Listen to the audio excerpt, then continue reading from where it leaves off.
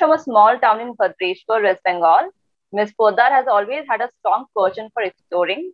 In her later years, her frivolous spirit was curbed by the figurative as well as literal four walls of a 9 to 5 job. While boarding a congested train in Mumbai after a hard day at work, she chose to quit a living, the life which didn't seem right for her, and pursue her dream. Today, she is an incredibly successful travel blogger who has acquired an Instagram following of over 120,000 people. It also boasts a poignant sentiment towards locals and their culture, with emphasis on the notion that we are all humans, however diverse or different we may be. She's a strong advocate for women empowerment. She's also the founder of Amrapuli Boutique, a thriving enterprise which sustains the age old maintaining a modern flair. We at Team EDC are extremely grateful to have her here with us today to enlighten, educate, and elucidate on her journey, navigating the road less traveled. So, yeah. Thank you so much. That was a wonderful introduction of me. That's a lot of information you've gathered, which I'm not aware where I've put up, but thank you for this wonderful description. I would request all of you to keep yourself in mute. We can, towards the end of the session, we can have a question answer where we can take up questions. I'm sure. Cool, so I'll start. Okay, hello everyone. I hope you are having a wonderful day. Yeah, thank you for joining in because I know it's a long weekend and you might have your plans, but thank you for finding the time to come here and listen to my stories. I'll be honest with you, I didn't have a lot of time to prepare for this talk. I'm leaving for a Himalayan trek in next couple of days and I was busy preparing for that. So I might refer to a document right next to me sometimes. But having said that, I assure you I'll speak from my heart and I hope my stories can inspire you to do what you love to do. It's as simple as that. Okay, so I will begin with a few set of questions that I am asked often. One being, do you get paid to travel? Are you like super rich? Do you travel for free? Or something like, isn't that like a dream? Well, to tell you the truth, it is sort of like a dream. But how did I get here? Was it sheer luck? Well, no. Did it require a lot of hard work and perseverance? Yes. And is this life as, as notable as people, idealistic rather, that people make this to be? Well, no, far from it. I will start you with a little bit of my introduction. I'm Shramona Poddar and I run a channel on Instagram called Mishti and Meet. I am a traveler, a digital creator, photographer, a writer, and that's one side of me. I also co-run a sari boutique with my family called Amrapali Boutique. And yes, I have a dual life. And that is something for another day. Today, I'm going to focus on the former and tell you, my stories and my experiences of my journey of being on the road that got me where I'm here today. Okay, so to give you a little bit of my background, I come from a small town in West Bengal, as already mentioned, from where I did my schooling. And then I did my graduation from Mumbai University, where I also worked for another 2 years, following which I lived in the hills of Mussoorie for another year. And since then, my address has been all across the globe. Why I'm telling you this is because, when usually people do something unconventional, they are either put on a pedestal or looked upon through eyes of judgment. Well, I was looking for neither of them. I was a simple girl from a small town that necessarily wasn't looking to, defy the usual pathway that the society wants you to follow. However, the only difference was I refused to be in a place that didn't give me enough contentment. And if that required me to choose something unconventional and defy the society norms, well, so be it. I started traveling from the age of 21. Well, funnily, one of the few reasons why I took up a job right after my graduation was so that I can earn enough money to take my first solo trip.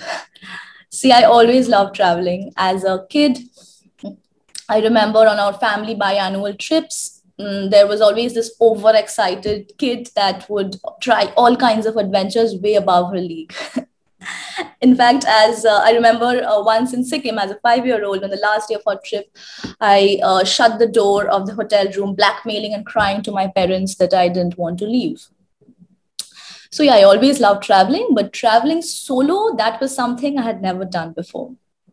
Well, a female solo traveler in 2014 wasn't quite a common thing, especially in India. And I knew it wouldn't be an easy task, but I did it anyway.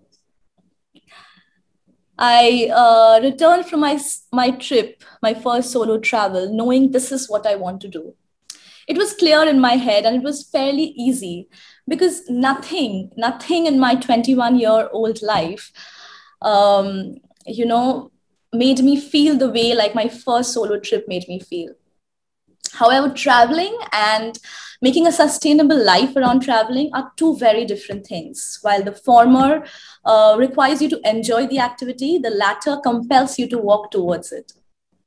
Which is why I didn't immediately quit my job, pack my bags, and left to travel the world. Instead, I tried to find something, anything that would let me live my dreams in the hills. Well, 2 months later, I was packing my bags to leave for Mussoorie in Uttarakhand because I got a job on Airbnb. The job was nothing like I had done before.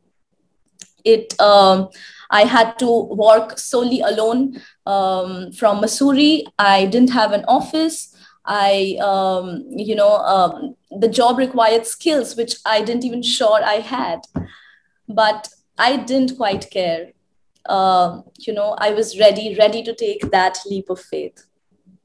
And while at that time it did feel like a dream, living in the hills all by myself had my own set of challenges.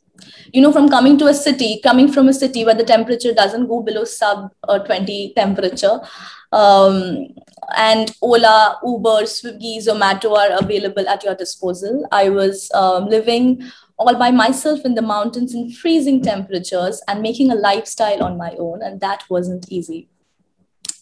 But if you ask me whether I regretted any bit of it, well, I don't think so, because living in mountains also meant I was waking up to the hills every day. I was taking long walks, I was cycling around, I was meeting wonderful people, stargazing from my terrace, seeing incredible sunsets from the balcony, and living like a local in the mountains. So if I have to compare my satisfaction and struggles, my struggles were here, my satisfactions were there. Living in Mussoorie prepared me for what I'm today. It made me believe that there is indeed I am possible in the word impossible. It gave me the courage to dream about new things. And after my 1-year project in Mussoorie, I came back home to travel full time. Well, it's been 7 years since then. Wow, that's a long time. Yeah, it's been 7 years. And in the 7 years, I'm just going to read out few things I've done, few notable moments of my 7 years of travel.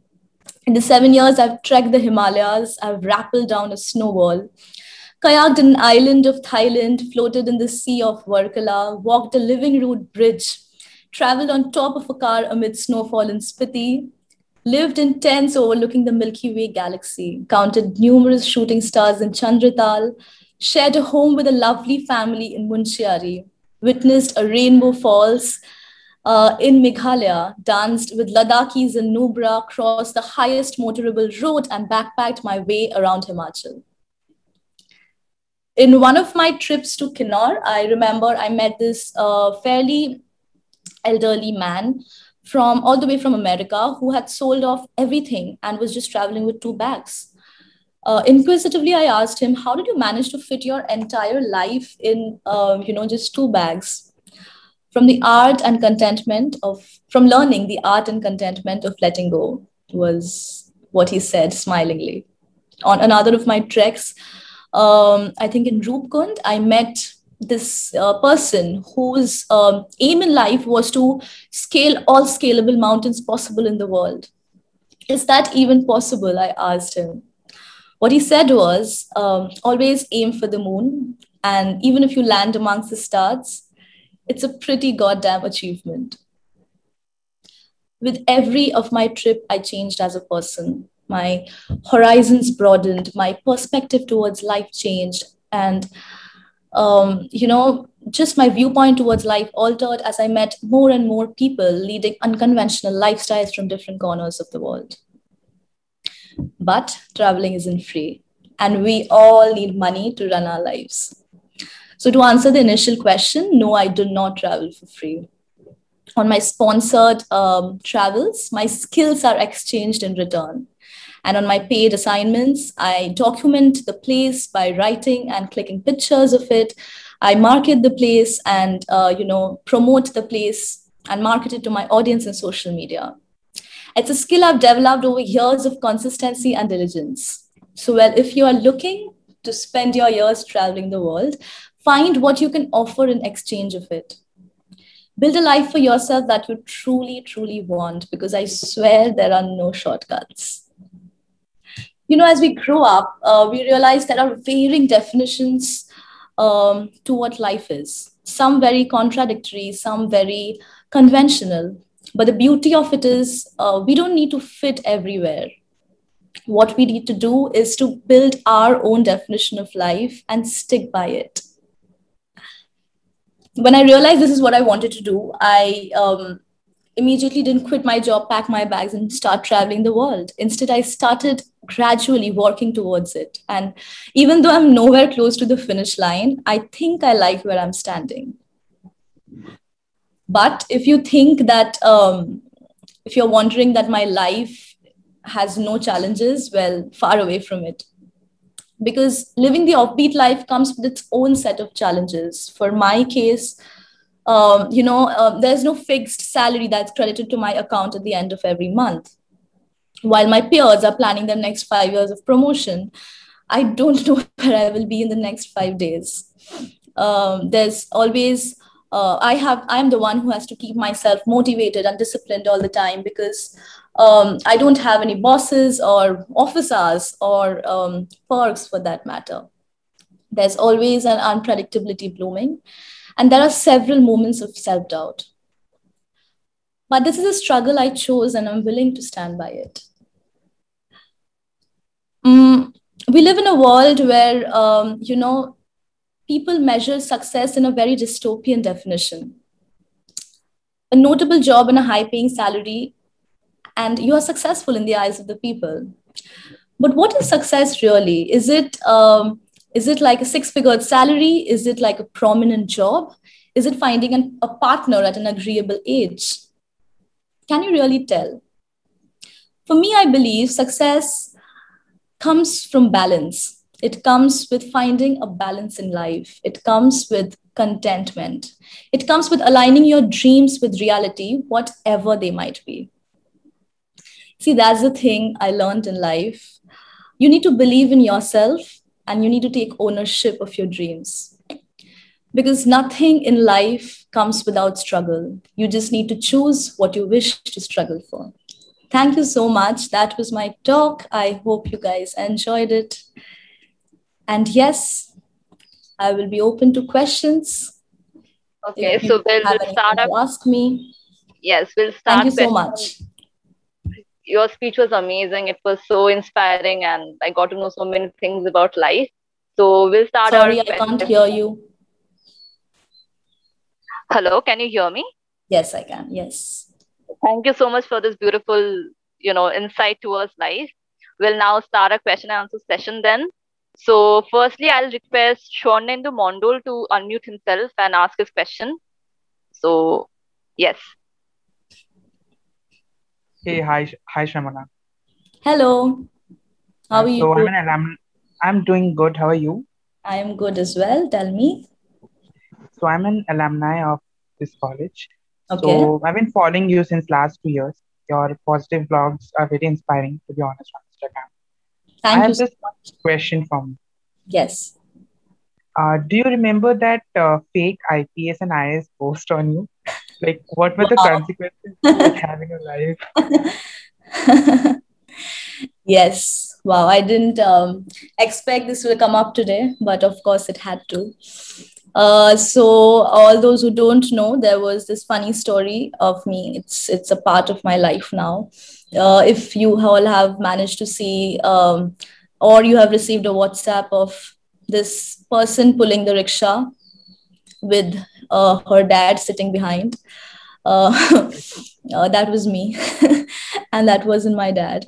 So the story goes, it was for a project I did with a collaboration with Wildcraft, and the story was that I always, living, being brought up in West Bengal, I've always seen these hand pulled rickshaws, and I always wondered how difficult they are to pull.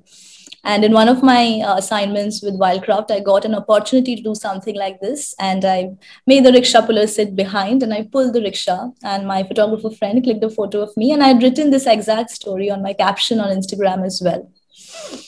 Following which, some very jobless person took it up and made it, I think, uploaded it in one of the famous groups on Facebook. And the story said that an IAS topper takes her father all around Calcutta after topping IAS or something of that sort.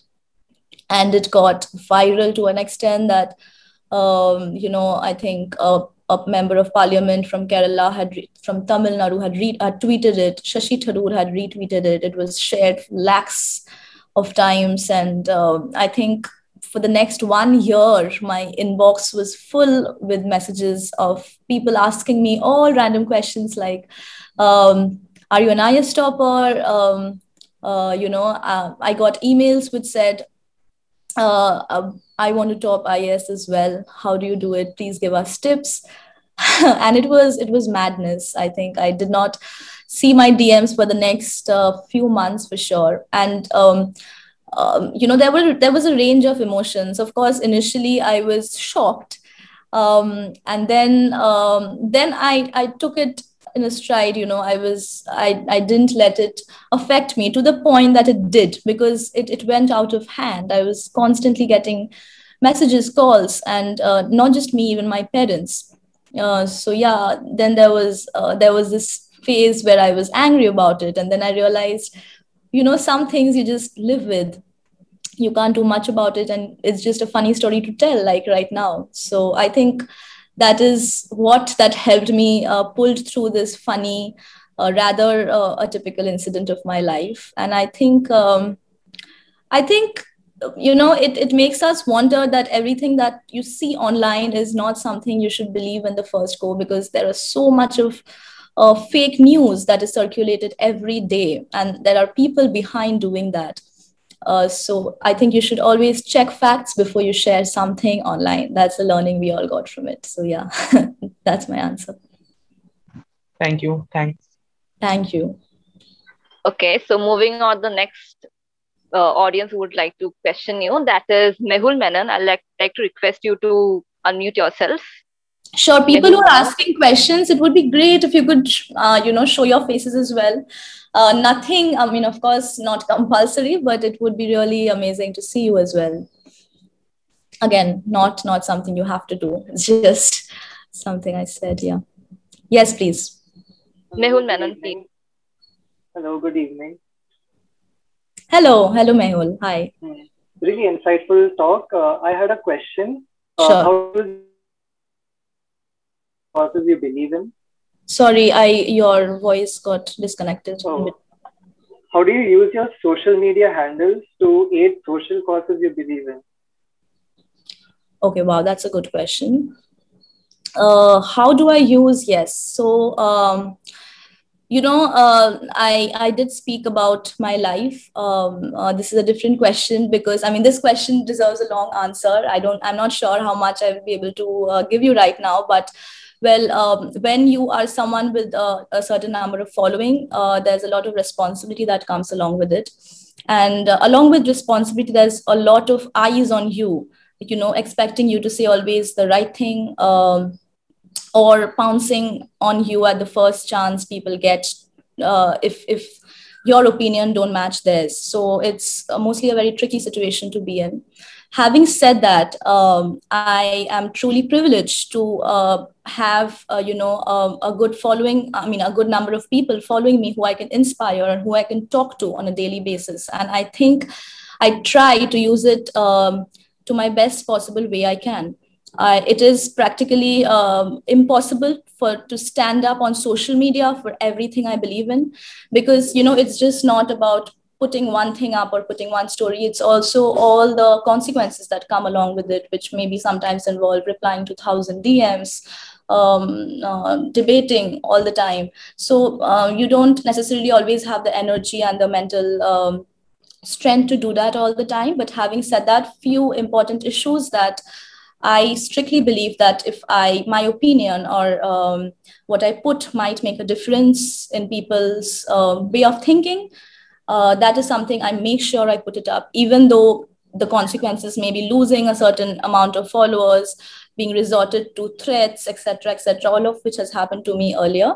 But a few things which I really feel that I have that mental capacity to really fight for that issue online. I really do that. But having said that, I do not fight all my battles online. I also resort to a lot of my battles offline as well. It is wrong to assume that just because, I'm an online personality, my entire life revolves online. So I fight my battles on both sides, both offline and online. But of course, I'm very grateful for the platform, and I try my best to be vocal about issues I really believe in. Thank you, ma'am. Thank you, Mehul. Thank you so much, ma'am. We'll move on to the next person. That is Miss Madhura Ghosh. So I'll request you to unmute yourself again. And hello, ma'am. Hello, Madhura. Oh, yes, I can see you. Thank you so much. How are you? I'm fine. How are you, ma'am? I am good as well. Thank you so much. And thank you so much for such a beautiful speech. It's beautiful. I have this question that what inspired you to form this Amropali boutique?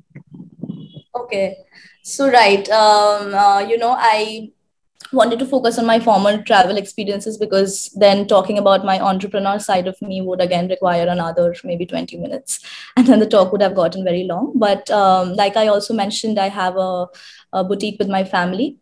And so the starting of it, what inspired me, nothing inspired me, because I was not the one who founded it.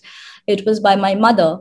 And she was always this person. I think every time I'm asked who inspires me the most, my answer is it's my mother. And not because she's my mother, it's because she's an incredible person. So like most women in our old generation who was expected to leave whatever they like to do or love to do and take care of the kids and family, my mother was no different.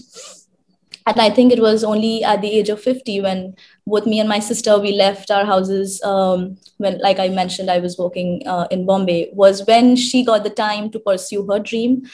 And that is when she's a brilliant artist. So she started painting saris, and her dream turned into reality when she opened the boutique. It was just me and my sister supporting her from behind, but it was all her doing. But eventually, of course, me and my sister got involved into it as well. And I realized, I don't necessarily need to have one identity. Yes, I love traveling. Yes, it will always maybe it'll always be the first thing that I will choose. But having said that, it can also be possible that I love doing something else as well equally. So that's when I realized that I know it is quite a superpower to be able to manage 2 jobs that require full time, but I took up the challenge. And I realized it's not just another business. It is something, again, I truly love. I love wearing saris. I love donning them, and I love selling them. And I love the business side of it. So that's when I got into it full time as well. And then it was me and my sister who opened the website. And since then, well, it's a history. So right now I'm struggling between both my sides. Sometimes I'm, in my trekking clothes with a backpack, and sometimes I'm wearing saris and posing. So I think that's also what helps me to keep my life interesting. because I don't like doing the same thing all the time. So it's the shifting between, the traveler life and the entrepreneur life is also what helps me not to be bored on both the sides. So yeah, that's what it is. Thank you so much, ma'am. It was so inspiring. Thank you, Madhura. Thank you. So thank you so much again from my side also. So the next person is Mr. Dhruv Pant. He'd like to ask you a question. Please unmute yourself and switch your video on if you want to. Hello, Dhruv. Hello, ma'am. The talk was really inspiring. Sorry, Thank you so much for coming. Hey,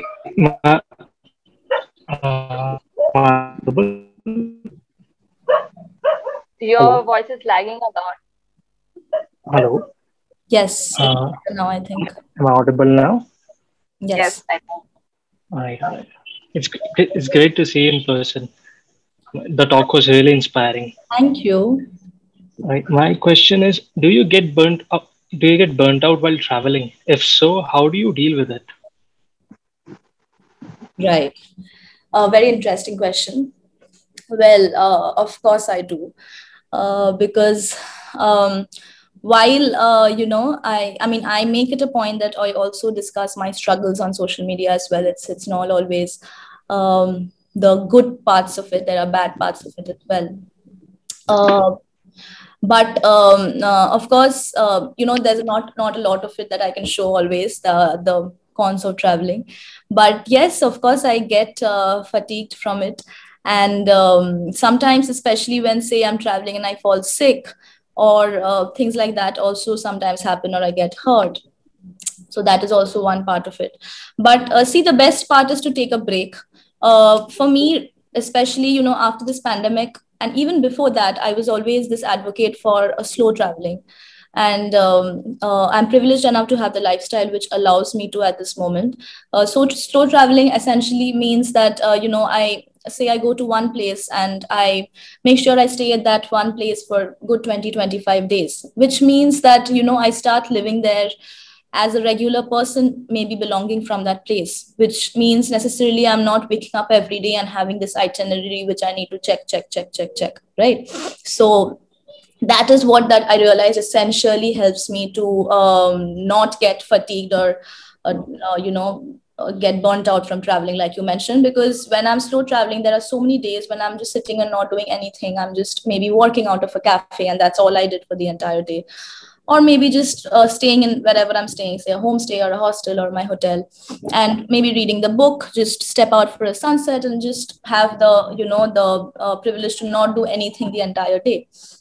So I think that really helps, taking some breaks even while you're traveling, because there's one way to, go for 5 days, 6 days and get a very rigorous itinerary and follow it.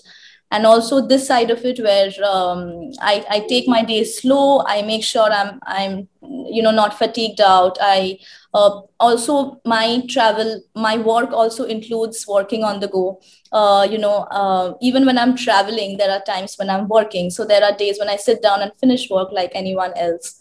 So I think, yeah, that's the key, that travel slow. Otherwise, if that is not possible, then of course take breaks in between. Come back, eat good food, take good showers, because sometimes that's not a privilege when you're traveling, and get back to it again. And, I believe also you need to take a break to process everything that you have seen, because sometimes essentially, especially say, for example, in my trip to Kashmir, which I went recently in December. Before that, I was living in Bir for a month. After that, I was in Tirthan. Then I did Rishikesh, then I did Kashmir, then I did Rishikesh, then I did Oli, and then I got back home. And I never got the time to process any of it, because it was all happening one by one, right? After, right from one place, I go to another, and the beauty of that place is completely separate. So I think when I came back home was when, again, I saw all the pictures, all the videos, I've clicked, and that's when I could actually process, I could feel what I really felt, while I was there. So I think that is also very important, why you need to take breaks, definitely. Right. That was an insightful answer. Thank you. Thank you, Dhruv. Okay, so can we move forward with our next person. So our next person is Mr. Onik Shaha. Please unmute yourself and turn the video on if possible. Hello, ma'am. Am I audible? Yes, you are. Hello, Onik. Yeah, ma'am. I wanted to ask you a question that, like, how tough it is it to grow as an Instagram influencer? You mean how to grow? Yes, ma'am. Like, what is the mantra to grow? Like, I have been posting, like, I have been visiting many places. I have been doing photography since 3.5 years, and the growth is quite nil. Okay. So, honestly, well, to give you a very detailed answer, I will take a workshop on it soon because it's practically impossible to give you like a 2 minutes insight into what you need to do to grow. Sure, ma'am. But so if you are following me on Instagram, you can have a look out for it.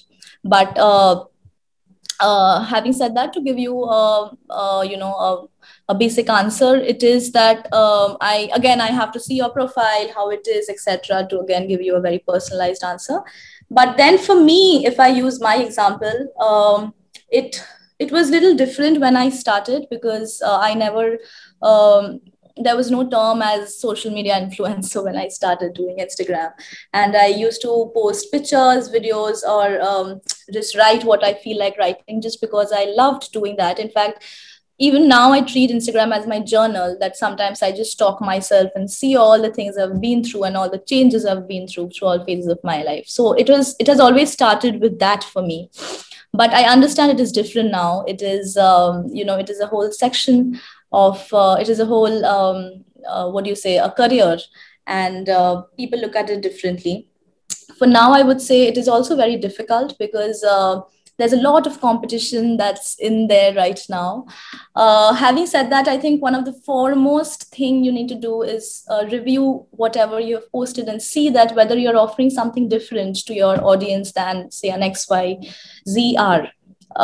Because everyone, say for example, you take a place, say Shimla, everyone is going to Shimla, everyone is clicking pictures, everyone is posting about it. So why will someone want to see your Shimla pictures or read your Shimla stories, as compared to this person? What is something different that you're offering? Because I think it is very important to find your own voice in social media. You, of course, you get inspired from people, but you have to find your own niche, and you have to find what are the kind of stories you like to tell. Like for me personally, I am always this person who have these long captions. If any one of you follow me, you will know I like detailed description of my thoughts and my stories, right? So that is something people come to my profile for, to read my stories. So like I said, like you have to find something else that you're offering from the rest. And that is something you will only realize once you review everything, what you are already putting up. Another point would be, of course, being consistent. That goes without saying. You cannot expect that you post today and you post 5 days later and you will garner followers, right?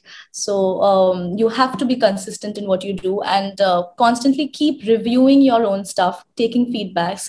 There are so many workshops that you can join that will help you learn this better, and keep getting better at your skill, be it clicking pictures, be it writing about it, making videos. Just keep at it to get better at your skill.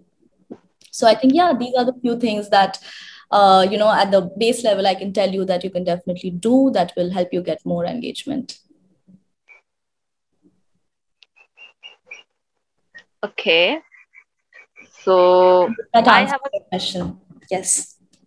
Okay, so I have a question, ma'am, and that is, what would the career be if you didn't want to be a travel blogger, or if you didn't own Amrapali Boutique? What would you do as a different choice? That's an interesting question. Well, a funny question as well, because I have had very elaborate career options, one very different from the other. As a child, I wanted to become a mother. And I later understood what it meant. But at that point of time, like I said, I was always inspired by my mother. And when people used to ask me when I was maybe 5-year-old, what do you want to be? I would say a mom. And people would laugh and I would never understand why. But yeah, it started from that. And then it moved on to I loved stationery shops, so I wanted to be a stationery shop owner. In class 5, I wanted to be an astronaut for sure. I wanted to be a pilot. I wanted to be, when my third floor was made in my own house, the workers would mix cement and water together, and that looked really edible. So I wanted to be that as well. So my career choices were always, of course, these were no serious career choices. But I really never had a big plan of that sort. So that's a very good question, because I have always been asked that what is it that you wanted to do, because what I am right now happened really out of fluke. But I was never sure what I wanted to do. I was one of this person who did not know what I want to do, but I was sure of what I did not want to do. So that is something I was sure about. So I think that helped me to be where I am today. When I was in my school, and in a like my school in West Bengal, what people would do was, whatever you score your best at is what you pursue in your college, right? I was sure that I did not want to work with any of my subjects which I had in school, even though I had got scored good in it. But I was sure what I did not, but I was sure that this is what I did not want to do, but what I wanted to do, I was not sure. So, not wanting to do what I want was, being sure about what I don't want to do actually helped me figure out what I want to do. So I think having clarity there really helped me. But who knows? I think I would love to be psychologist as well. So that is something which I seriously consider right now. Had I gone back before and if I had to really study a subject, I think psychology would be one of them. So maybe that, but who knows? Okay, ma'am, I got it. So it was more of intuitive rather than deciding. Yes, it was more intuitive, but I was sure that, I do not want to work in a place where I have to follow a routine where I wake up every day and go to office. I was sure I don't want that. So to help me avoid that, I got where I'm today. Okay, ma'am. Thank you for this wonderful answer. Thank you. Yes. Yeah, thank you for the insightful session, and I'm sure our audience loved it and they've learned a lot from it. So, and I'm really thankful. And I'm really thankful you have taken your time off your hectic schedule and you have come here. We are really grateful for that. My pleasure. I hope all of you had a great time, and I hope one day we'll all meet in person and we'll get to interact more. But ma'am, we have a request from EDC members. We want to take a picture with you, all of the EDC members. So, sure, yeah, that will be great. Yeah.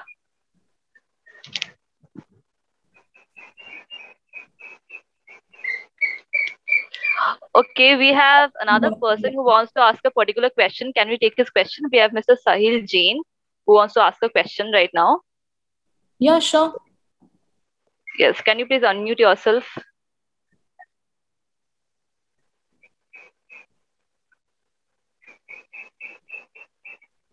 Hey, sure, this is Sahil. I'm an alumni of NIT Durgapur. Hey, Sahil, yes. It was a very inspiring session, and you have a great smile. So I just wanted to ask a question. So nowadays we are seeing a lot of influencers, Instagram influencers on YouTube or on Instagram, but in our childhood days, our parents used to say that TV is an idiot box. Now with so many content and irrelevant content coming on YouTube and Instagram, do you think that YouTube and Instagram or Facebook is turning to another idiot box of this generation? Because I don't see any productive or any useful content. And so people are making daily blogs and getting millions of views. But I don't see any useful, like how a person is waking up, bathing, brushing and eating is helping me in my life being productive or looking at the world in a different way. How is it helping me? I cannot understand. But still people are getting millions of views and they are earning more than anyone else. I guess they are millionaires basically. But do you think the part of YouTube and Instagram is going towards the same being an idiot box, what we call as TV right now? Yeah. If you do not find anything useful on the platform, then I think you're following the wrong people. Because even if I personally wouldn't be on the other side of the platform. I do believe that, I get a lot of value from it. Not just Instagram, say any social media. There's a lot of it that I acknowledge from it and I get from it. Having said that, of course, like for example, there's a lot of news that I get from social media, maybe fake news, but again, following, fact-worthy pages, following people who give you the real news, stuff like that. I really appreciate from Instagram. There's a lot of inspiration I draw from Instagram. There are some brilliant artists doing some incredible work that I would have never managed to find had it not be through social media. I get to connect with my friends on social media. So, okay, well, I'm not here to tell you the pros of social media, but in all honesty, I think, Sahil, what answers your question is it's all about finding a balance, like I had also mentioned in my talk. If you are realizing that you are compromising your own work or your own life because you are on social media all the time, just scrolling aimlessly, then that's something which you need to check on yourself and limit your time. There's a way you can set a daily activity reminder on your social profiles that will help you, not spend more time than you want on social media, right? So it is all about finding a balance.